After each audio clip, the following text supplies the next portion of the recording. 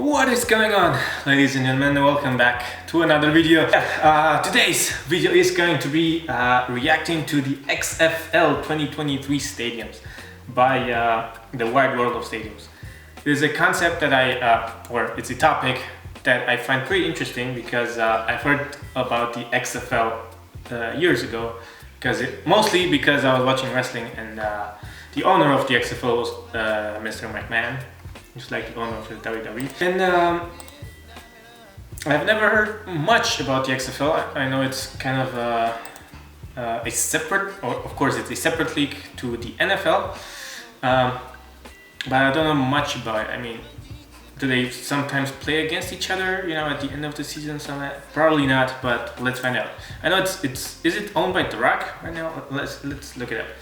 XFL. Okay, the XFL is a professional American football minor league. Okay, consists of 8 teams located across the United States and mid-sized major markets served by at least one other major professional sports team.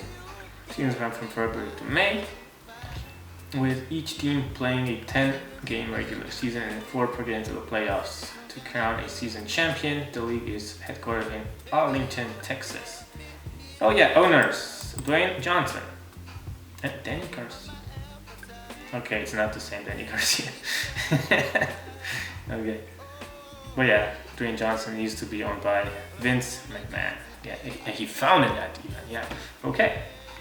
Now let's get into the 2023 stadiums of the XFL, because I just like stadiums. I thought about doing the NFL stadiums, but the video was just too long. But yeah, let's get into this one because I think it can get very interesting.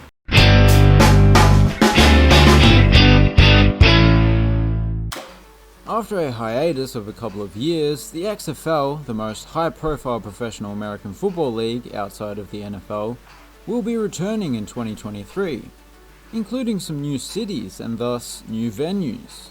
So let's check out the XFL stadiums.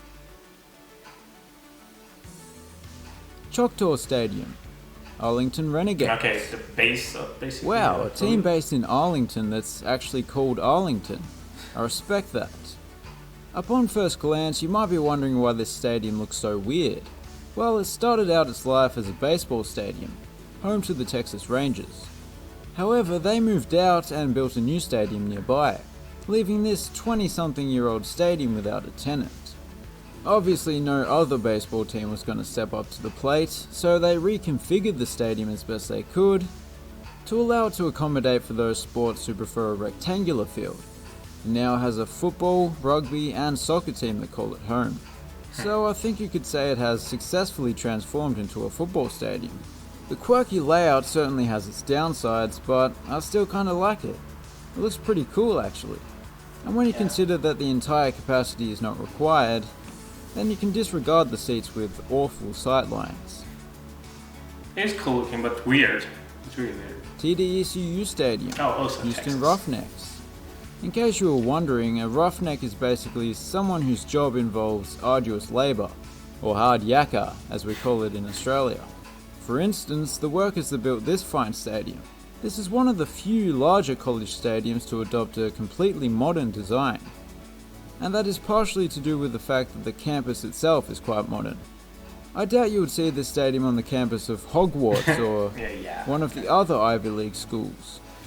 The facade is made up of a special kind of aluminium panel that not only looks cool, but allows air to flow throughout the stadium, thus keeps people cool as well. It's a fantastic stadium already, but to cap it all off, some spectators get a rather nice view of the Houston skyline. The stadium was actually designed to maximize said view, as you can probably tell.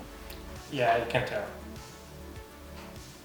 Cashman Field, Vegas Vipers. Jesus, only Due 12,000. to reasons, the Vipers can't play at Allegiant Stadium or even Sam Boyd Stadium, and they're the only 2 major football stadiums in the city. That leaves minor league baseball venues as the only alternate options. Cashman Field has already somewhat been converted into a soccer stadium. They got rid of the diamond, and that's about it. We're not talking about a Choctaw Stadium situation here, but I think they can make some further adjustments, a temporary stand or two, and, you know, with a bit of TLC, it could potentially rival Allegiant Stadium? Yeah, nah, it's not really an ideal venue, but Cashman Field is a pretty appropriate name for Vegas. That's one thing it's got going for it. Camping World Stadium, Orlando Guardians. This stadium has a long history and has had a long list of tenants throughout the years. Some professional, some college. But nowadays it just hosts a few bowl games and doesn't actually have a permanent tenant. So the Guardians will be a welcome addition here. The design shares some similarities with Raymond James Stadium over in Tampa Bay, a former XFL venue. One noticeable difference is that although most of the capacity is made up of chairback seats, the upper decks consist of bench seating, giving you a bit of that college flavour. They actually predate the rest of the stadium by several decades, so it makes sense that they look a bit older. Yeah, pretty interesting stadium here in Orlando. I know, is it home to an NFL team as well from Orlando? I'm really not that familiar with American rugby, but yeah, 60,000 seater is quite normal, what I would expect from American stadiums. That 12,000 stadium in Las Vegas really shocked me. It was so small, but yeah, this is kind of a normal stadium in my eyes, and that the fact that at the top tier they have benches, isn't that dangerous?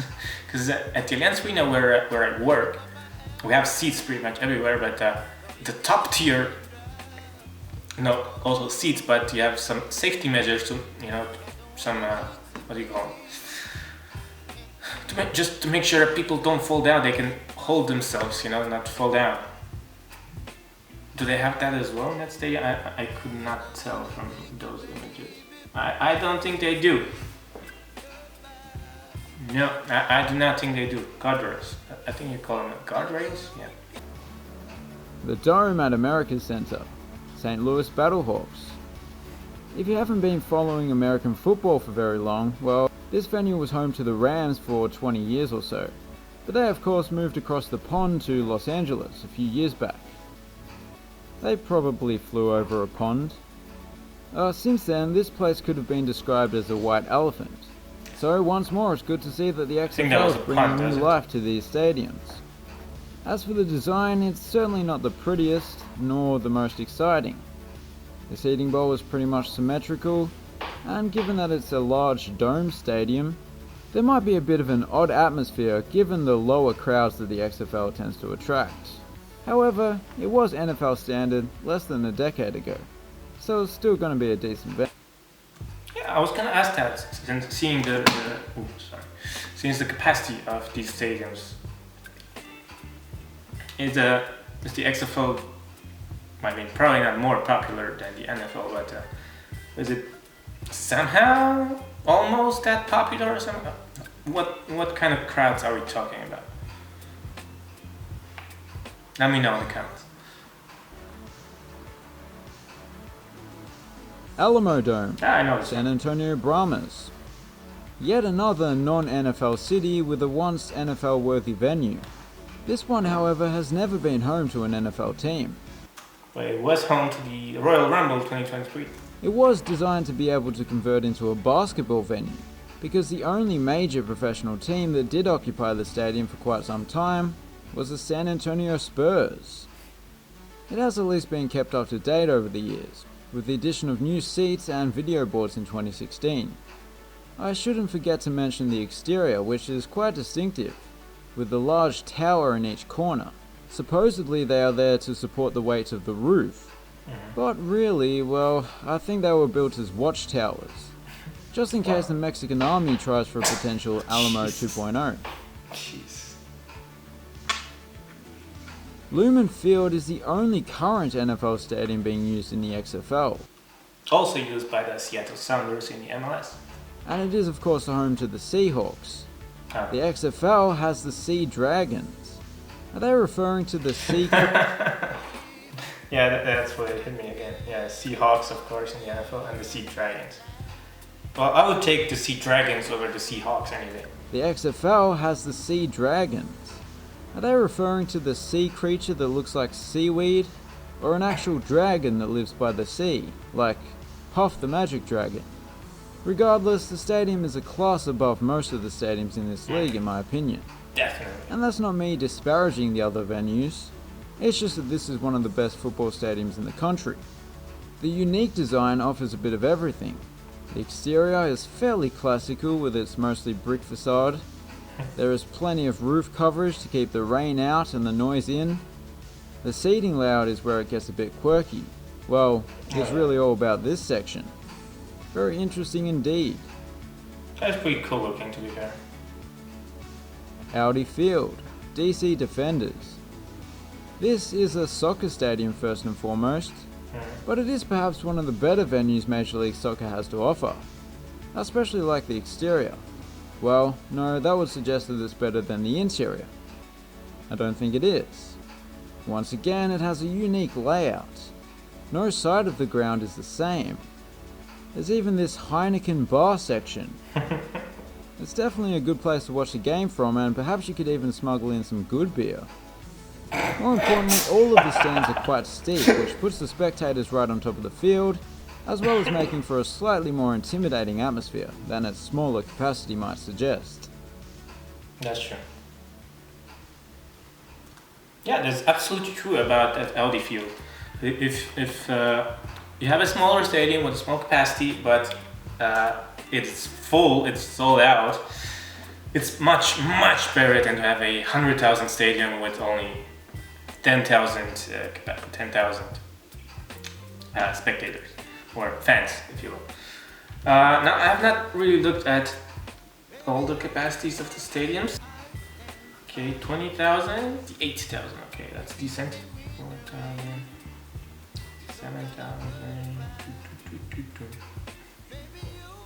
60,000, 40,000 plus. Okay, 48,000. Okay.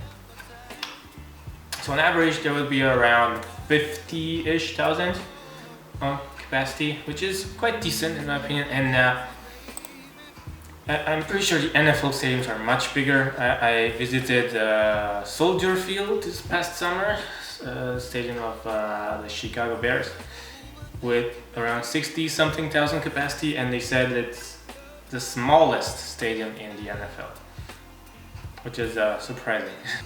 Also, I cannot believe I did not mention this in the beginning, or I did not ask myself, what does the X stand for? The N in the NFL obviously stands for national, but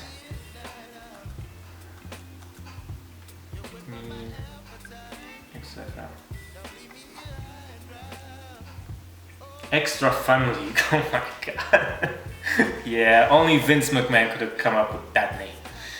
Yeah, and with that, thank you so much for watching the video. Please watch the original video, the link is down in the description below. Thank you so much for watching this video. If you liked it, slap a like on it and subscribe if you're new to the channel. Like I said, on my way to 500 subscribers. Have a wonderful day. Enjoy yourselves. And goodbye.